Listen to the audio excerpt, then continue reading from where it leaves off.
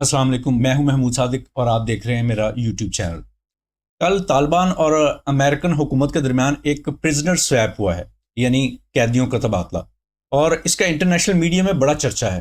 اس چرچے کی دو وجوہات ہیں۔ پہلی بات تو یہ کہ یہ جو تبادلہ ہوا ہے یہ طالبان کی ٹرمز پر ہوا ہے۔ جس امریکن شہری کو امریکہ محض طالبان سے بہتر تعلقات کے وعدے کے عوض چھڑوانا چاہ رہا تھا، اسے طالبان نے اپنی ایک شرط منوا کر چھوڑا ہے۔ طالبان نے بدلے میں اپنا ایک اہم بندہ امریکہ سے آزاد کروا لیا ہے، یعنی اس معاملے میں امریکہ کو جھکنا پڑا ہے۔ اس خبر کی شہرت کی دوسری بڑی وجہ وہ بندہ خود ہے جو 17 سال سے زیادہ عرصے سے امریکہ کی بدنام زمانہ گوانتانامو بے پریزن میں قید تھا۔ وہ بندہ ہے افغان قبائلی رہنما حاجی بشیر نورزئی۔ اسے امریکہ نے 2005 سے قید میں رکھا ہوا تھا۔ نورزئی پر الزام تھا کہ اس نے منشیات کا ایک بہت بڑا بزنس بنا رکھا تھا، بہت بڑا نیٹ ورک ایک بنا رکھا تھا، اور اس نیٹ ورک کے ذریعے وہ طالبان کی بھی مدد کرتا تھا۔ جس امریکی شہری کو طالبان نے بدلے میں رہا کیا ہے وہ ہے مارک فریرچ۔ یہ امریکی بحریہ کا ایک سابق افسر ہے اور انجینئر کے طور پر افغانستان میں اپنی خدمات سر انجام دے رہا تھا۔ اسے طالبان نے 2020 میں یرغمال بنا لیا تھا۔ مارک فریرچ کو پیر کے روز کابل ہوائی اڈے پر امریکہ کے حوالے کیا گیا۔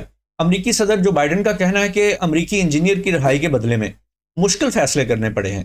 60 سالہ فریرچ کو طالبان نے افغانستان پر اگست 2021 میں دوبارہ قبضے سے ایک سال قبل یعنی 2020 میں اغوا کیا تھا۔ مارک فریرچ گزشتہ 10 سال سے سول انجینئر کے طور پر کابل میں رہ رہے تھے اور وہی کام کرتے تھے۔ اس امریکی انجینئر کے بدلے میں رہائی پانے والے جو بشیر نورزئی ہیں، جب وہ رہائی کے بعد افغانستان کے دارالحکومت پہنچے تو ان کا بڑا پرتپاک استقبال کیا گیا، انہیں ایک ہیرو والا ویلکم دیا گیا اور طالبان جنگجوؤں نے انہیں پھولوں کے ہار پہنائے۔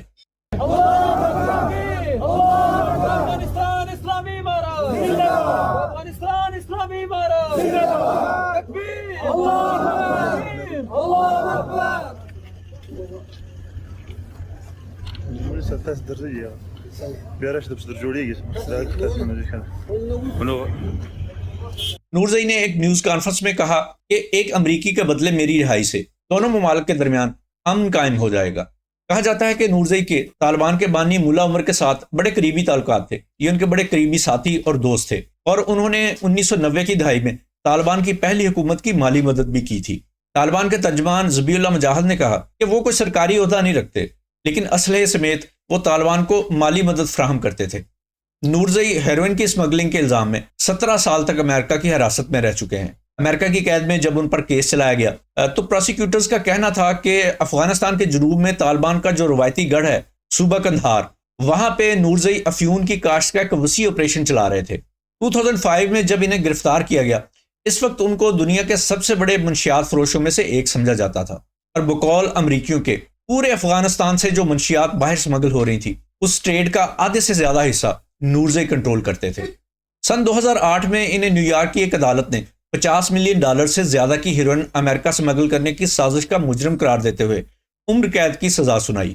سن 2009 میں FBI کی جانب سے ایک پریس ریلیز میں بتایا گیا تھا کہ مقدمے کی سماعت کے دوران پیش کیے گئے شواہد کے مطابق افغانستان کے سب سے بڑے اور بااثر قبائل میں سے ایک قبیلے کے رہنما بشیر نورزئی افغانستان کے جنوبی صوبے قندھار میں افیون کے کھیتوں کے مالک تھے اور افغانستان کے سرحدی علاقوں میں لیبارٹریوں میں افیون تیار کرتے تھے۔ ان لیبارٹریوں سے ہیروئن کو بعد میں سوٹ کیسوں میں بھر کر بحری جہازوں میں چھپا کر امریکہ بھجوا دیا جاتا تھا۔ 1990 کے اوائل میں نورزئی کے پاس نیو یارک شہر میں منشیات فروخت کرنے والوں کا ایک پورا نیٹ ورک تھا۔ افغانستان پر روسی قبضے کے دوران بشیر نورزئی نے مجاہدین اور جنگجوؤں کی اپنی فوج تیار کی اور منشیات سے حاصل ہونے والی آمدنی سے اسے مسلح کیا۔ روسی فوج کے افغانستان سے نکل جانے کے بعد نورزئی نے مغربی قندھار پر حکومت کی اور اس دوران اپنی پولیس، سرحدی محافظ اور عدالتوں کا پورا نظام بنایا جسے وہ خود کنٹرول کرتے تھے۔ 1980 کی دہائی میں نورزئی کی ملا عمر سے ملاقات ہوئی۔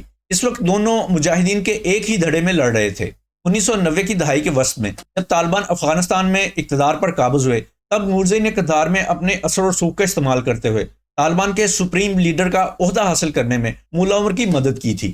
اس کے بعد نورزئی نے طالبان کو اسلحہ فراہم کیا، جس میں AK-47 رائفلیں، راکٹ سے چلنے والے گرنیڈ لانچرز اور ایون ٹینک شکن ہتھیاروں کے ساتھ ساتھ گاڑیاں اور منشیات کی اسمگلنگ کی سرگرمیوں سے حاصل ہونے والی آمدنی کا ایک بڑا حصہ بھی شامل تھا۔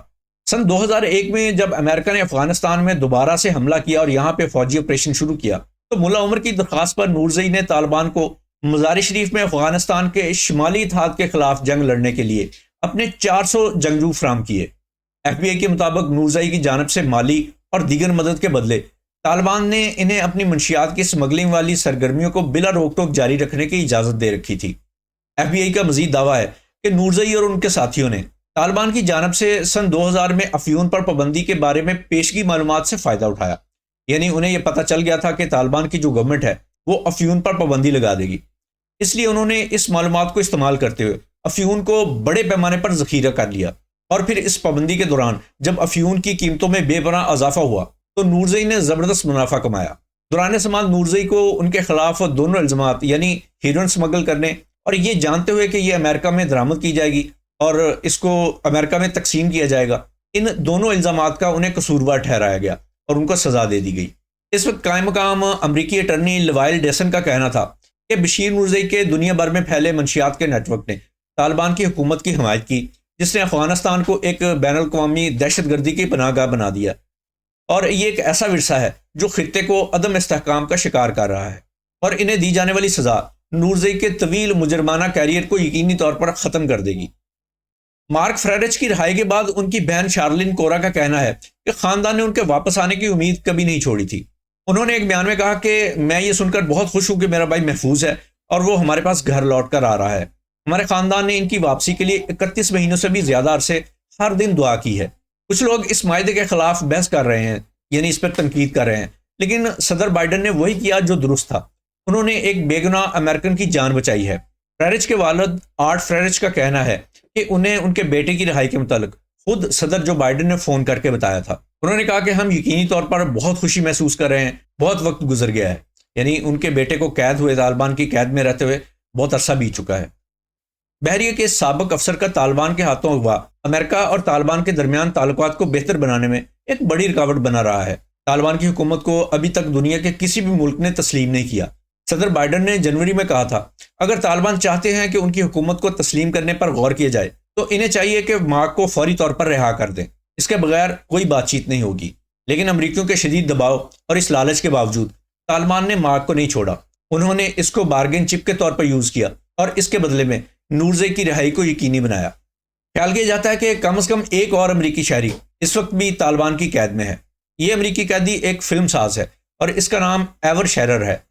ایور شیرر اور ان کے افغان پروڈیوسر سر فیض اللہ فیض بخش کو طالبان نے اگست میں کابل سے حراست میں لیا تھا۔